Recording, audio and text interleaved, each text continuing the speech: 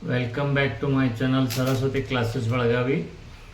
I am your Professor S.B. Nagaraj, trainer of Spoken English, English Grammar and Personality Development. Friends, today let us try to learn where shall have been and will have been are used. ಸ್ನೇಹಿತರೆ, ಈ ಕನ್ನಡ ಮುಖಾಂತರ ಇಂಗ್ಲೀಷನ್ನು ಕಲಿತುಕೊಳ್ಳಲಿಕ್ಕೆ ಪ್ರಯತ್ನಿಸಿ. ಈ shall have been ಮತ್ತು will have ಬೀನನ್ನು ಎಲ್ಲಿ ಬಳಸಬೇಕು ಅನ್ನೋದನ್ನು ಇವತ್ತಿನ ಈ ವಿಡಿಯೋದಲ್ಲಿ ನೋಡೋಣ ಸ್ನೇಹಿತರೆ. ಅದೆಲ್ಲಕ್ಕಿಂತ ಮೊದಲು ನಮ್ಮ ಎಲ್ಲ ಅಭಿಮಾನಿ ಸಬ್ಸ್ಕ್ರೈಬರ್ಸ್ಗೂ ಮತ್ತು ಈ ವಿಡಿಯೋನ ವೀಕ್ಷಿಸುತ್ತಿರುವ ನಿಮಗೂ ನನ್ನ ಅನಂತ ನಮಸ್ಕಾರಗಳು. ಸ್ನೇಹಿತರೆ, ಈ ಶಾಲ್ ಹ್ಯಾವ್ ಬೀನ್ ಮತ್ತು ವಿಲ್ ಹ್ಯಾವ್ ಬೀನನ್ನು ಫ್ಯೂಚರ್ ಪರ್ಫೆಕ್ಟ್ ಕಂಟಿನ್ಯೂಸ್ ಟೆನ್ಸ್ನಲ್ಲಿ ಬಳಸಬೇಕು. ಫ್ಯೂಚರ್ ಪರ್ಫೆಕ್ಟ್ ಕಂಟಿನ್ಯೂಸ್ ಟೆನ್ಸ್ ಅಂದರೆ ಮುಂದುವರಿದ ಪೂರ್ಣ ಭವಿಷ್ಯತ್ ಕಾಲ ಅಂತ ಹೇಳ್ತಾರೆ ಸ್ನೇಹಿತರೆ. An action undertaken and continued further in future time is said to be in future perfect continuous tense. ಭವಿಷ್ಯತ್ ಕಾಲದಲ್ಲಿ ಪ್ರಾರಂಭವಾದ ಒಂದು ಕ್ರಿಯೆ ಭವಿಷ್ಯತ್ ಕಾಲದಲ್ಲಿ ದೀರ್ಘಾವಧಿವರೆಗೆ ಮುಂದುವರಿಯೋದನ್ನು ಇದು ಹೇಳ್ತದೆ ಸ್ನೇಹಿತರೆ. ಇಲ್ಲಿ ಐ ಮತ್ತು ವಿ ಜೊತೆಗೆ ಶಾಲ್ ಹ್ಯಾವ್ ಬೀನ್ ಅನ್ನು ಬಳಸಬೇಕು ಸ್ನೇಹಿತರೆ. ಯು, ಹಿ, ಶಿ, ಇಟ್ ಮತ್ತು ದೇಗಳ ಜೊತೆಯಲ್ಲಿ ವಿಲ್ ಹ್ಯಾವ್ ಬೀನ್ ಅನ್ನು ಬಳಸಬೇಕು ಸ್ನೇಹಿತರೆ. ಹಾಗಾದರೆ ಹೇಗೆ ಬಳಸಬೇಕು? ಮೊದಲು ಒಂದು ಉದಾಹರಣೆಯನ್ನು ತೆಗೆದುಕೊಳ್ಳಿ.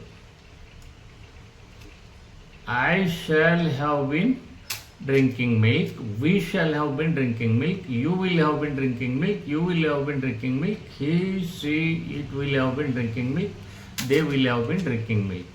ಹಿಂಗಂದ್ರೆ ಏನು? I shall have been drinking milk ಅಂದರೆ ನಾನು ಹಾಲನ್ನು ಕುಡಿಯುತ್ತಾ ಇರುತ್ತೇನೆ. We shall have been drinking milk ಅಂದರೆ ನಾವು ಹಾಲನ್ನು ಕುಡಿಯುತ್ತಾ ಇರುತ್ತೇವೆ. You will have been drinking milk, ನೀನು ಹಾಲನ್ನು ಕುಡಿಯುತ್ತಾ ಇರುತ್ತೆ. He will have been drinking milk, ಅವನು ಹಾಲನ್ನು ಕುಡಿಯುತ್ತಾ ಇರುತ್ತಾನೆ. She will have been drinking milk, ಅವಳು ಹಾಲನ್ನು ಕುಡಿಯುತ್ತಾ ಇರುತ್ತಾಳೆ. It will have been drinking milk ಅಂದರೆ ಅದು ಹಾಲನ್ನು ಕುಡಿಯುತ್ತಾ ಇರುತ್ತದೆ. They will have been drinking milk, ಅವರು ಹಾಲನ್ನು ಕುಡಿಯುತ್ತಾ ಇರುತ್ತಾರೆ. ಈ ಥರ ನೀವು ಇನ್ನು ಈ ಬೇರೆ ಬೇರೆ ಉದಾಹರಣೆಗಳನ್ನು ನೀವು ಇಲ್ಲಿ ತೆಗೆದುಕೊಳ್ಬೋದು ಸ್ನೇಹಿತರೆ. ಈಗ ನಿಮಗೆ ಈ ಶಾಲ್ ಹ್ಯಾವ್ ಬೀನ್ ಮತ್ತು ವಿಲ್ ಹ್ಯಾವ್ ಬೀನ್ಗಳಿಂದ ಯಾವ ರೀತಿಯಾಗಿ ಪ್ರಶ್ನೆ ಮಾಡಬೇಕು, ಪ್ರಶ್ನೆಗೆ ಮತ್ತು ಪಾಸಿಟಿವ್ ಆಗಿ ಮತ್ತು ನೆಗೆಟಿವ್ ಆಗಿ ಯಾವ ಥರ ಆನ್ಸರ್ ಮಾಡ್ಬೋದು ಅನ್ನೋದನ್ನು ನೋಡೋಣ ಸ್ನೇಹಿತರೆ.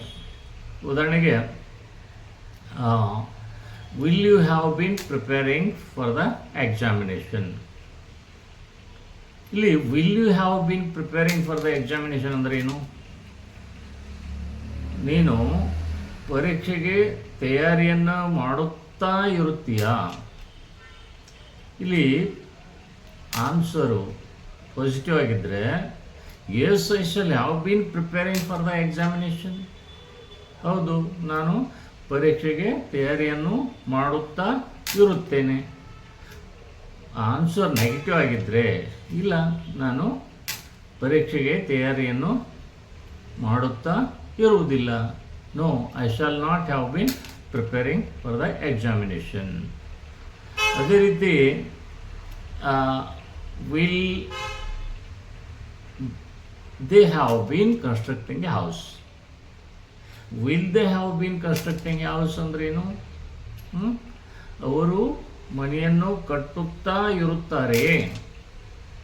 ಇಲ್ಲಿ ಉತ್ತರ ಪಾಸಿಟಿವ್ ಆಗಿದ್ದರೆ yes, they will have been constructing a house. ಹೌದು, ಅವರು ಮನೆಯನ್ನು ಕಟ್ಟುತ್ತಾ ಇರುತ್ತಾರೆ. ನೆಗೆಟಿವ್ ಆಗಿದ್ದರೆ no, they will not have been constructing a house. ಇಲ್ಲ, ಅವರು ಮನೆಯನ್ನು ಕಟ್ಟುತ್ತಾ ಇರುವುದಿಲ್ಲ. ಅದೇ ರೀತಿ will she have been preparing the sweet? Will she have been preparing the sweet. ಅವಳು ಸಿಹಿಯನ್ನು ತಯಾರಿಸುತ್ತಾ ಇರುತ್ತಾಳೆ. Yes, she will have been preparing the sweet. ಹೌದು, ಅವಳು ಸಿಹಿಯನ್ನು ತಯಾರಿಸುತ್ತಾ ಇರುತ್ತಾಳೆ. ಇಲ್ಲಿ ನೆಗೆಟಿವ್ ಆಗಿದ್ದರೆ, ಆನ್ಸರ್ ನೆಗೆಟಿವ್ ಆಗಿದ್ದರೆ, no she will not have been preparing the sweet. ಈ ರೀತಿಯಾಗಿ ಇಲ್ಲ, ಅವಳು ಸ್ವೀಟನ್ನು ತಯಾರಿಸುತ್ತಾ ಇರಲಿಕ್ಕಿಲ್ಲ. ಈ ರೀತಿಯಾಗಿ ನೀವು ಶಾಲ್ ಹ್ಯಾವ್ ಬೀನ್ ಮತ್ತು ವಿಲ್ ಹ್ಯಾವ್ ಬೀನನ್ನು ಇಂಗ್ಲೀಷ್ನಲ್ಲಿ ಬಳಸಬೇಕು ಸ್ನೇಹಿತರೆ. ಇಲ್ಲಿ ಸಾಮಾನ್ಯವಾಗಿ ಇಂಗ್ಲೀಷ್ನಲ್ಲಿ ಮಾತನಾಡುವಾಗ ಈ ಫ್ಯೂಚರ್ ಪರ್ಫೆಕ್ಟ್ ಕಂಟಿನ್ಯೂಸ್ ಟೆನ್ಸ್ ಬದಲಾಗಿ ನಾವು ಫ್ಯೂಚರ್ ಕಂಟಿನ್ಯೂಸ್ ಟೆನ್ಸನ್ನು ಹೆಚ್ಚಾಗಿ ಬಳಸ್ತೀವಿ ಸ್ನೇಹಿತರೆ. ಈ ಇಂಗ್ಲೀಷ್ನಲ್ಲಿ ಬರೆಯುವಾಗ ನಾವು ಈ ಫ್ಯೂಚರ್ ಪರ್ಫೆಕ್ಟ್ ಕಂಟಿನ್ಯೂಸನ್ನು ಹೆಚ್ಚು ಬಳಸಬೇಕಾಗ್ತದೆ ಸ್ನೇಹಿತರೆ. ಈ ವಿಡಿಯೋ ನಿಮಗೆ ಇಷ್ಟ ಆಗಿದ್ದರೆ ಲೈಕ್ ಮಾಡಿ, ಶೇರ್ ಮಾಡಿ.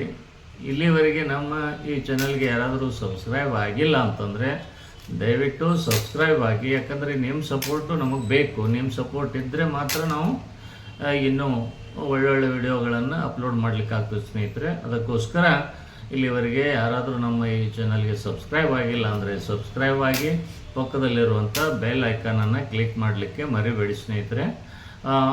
ಅಥವಾ ನಾವು ನಡೆಸುವಂಥ ಲೈವ್ ಆನ್ಲೈನ್ ಅಥವಾ ಆಫ್ಲೈನ್ ಸ್ಪೋಕನ್ ಇಂಗ್ಲೀಷ್ ಕ್ಲಾಸನ್ನು ಜಾಯಿನ್ ಮಾಡಿ ಕೂಡ ನೀವು ಇಂಗ್ಲೀಷನ್ನು ಕಲಿತ್ಕೋಬೋದು ಸ್ನೇಹಿತರೆ. ಅಥವಾ ನಾನು ಇಂಗ್ಲೀಷ್ ಕಲಿಯಲು ಬರೆದಿರುವಂಥ ಎಲ್ಲ ಪುಸ್ತಕಗಳು ನಿಮ್ಮ ಹತ್ತಿರದ ಪುಸ್ತಕದ ಅಂಗಡಿಯಲ್ಲಿ ಸಿಗ್ತಾವೆ. ಅವುಗಳನ್ನು ಖರೀದಿಸಿ ಕೂಡ ನೀವು ಇಂಗ್ಲೀಷನ್ನು ಕಲಿತ್ಕೋಬೋದು ಸ್ನೇಹಿತರೆ. ಸರ್ವೇ ಜನ ಸುಖಿನೋ ಭವಂತು.